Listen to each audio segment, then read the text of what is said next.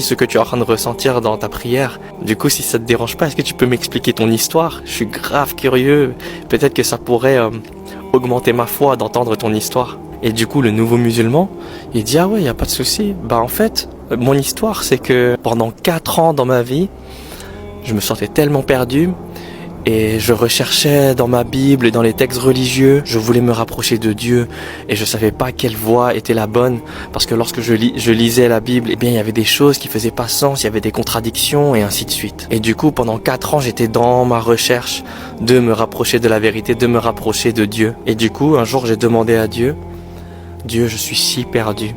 Guide-moi sur le droit chemin et montre-moi des signes clairs et permets-moi de pouvoir les voir, permets-moi de pouvoir les accepter. Et après avoir fait cette demande à Dieu, il s'est endormi et il a expliqué qu'en fait, il a rêvé et il a vu Jésus, paix soit sur lui, dans son rêve. Si tu as ressenti quelque chose au fond de ton cœur, ne garde pas cette histoire seule, partage-la à 5 personnes seulement et n'oublie pas de laisser ton avis en commentaire. Et on ne sait pas vraiment à quoi Jésus ressemble vraiment, mais pour lui, il était certain que c'était Jésus, sachant qu'il a été chrétien toute sa vie. Et il pratiquait. Et en fait, dans son rêve, Jésus, paix soit sur lui, a pointé vers la mosquée de Brooklyn et lui a dit « Deviens un Mohammadi. Suis ces gens-là qui sont des Mohammadis. » Et quand il s'est réveillé de ce rêve, il est allé direct, il a foncé à la mosquée. Et c'est pour ça que quand il est entré dans la mosquée, il a dit « Je veux être un Mohammadi ». Mais l'histoire, elle se termine pas là. Parce que du coup, comme je vous ai dit, il a prié tous les jours et tout ça. Et le 4e jour, c'était Jumu'ah, donc c'est le vendredi. Et en islam, le vendredi, c'est un jour béni. Et on a le prêche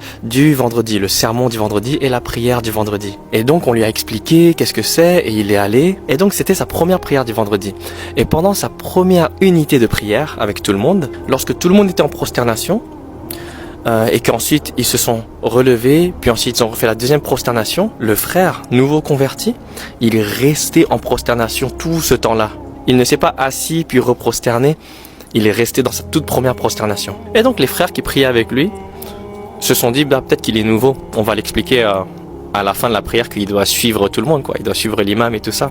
Et sauf qu'il y a la deuxième unité de prière qui commence et encore une prosternation. Et en fait, il y a au total 4 prosternations. Sauf que lui, il était encore dans sa toute première. Il n'avait pas bougé. Donc les frères, ils se sont dit, wow, il a sûrement énormément de choses à dire à Dieu. Et donc lorsque la prière de Jumu'ah a été terminée, bah, tout le monde s'était déjà levé et tout ça. Sauf que lui, il était encore dans sa toute première prosternation. Et donc l'imam, inquiet, il va le voir. Et il le secoue un peu et dit hey, « Mon frère, ça va ?» Et en fait, ils se sont rendus compte qu'il est mort en prosternation.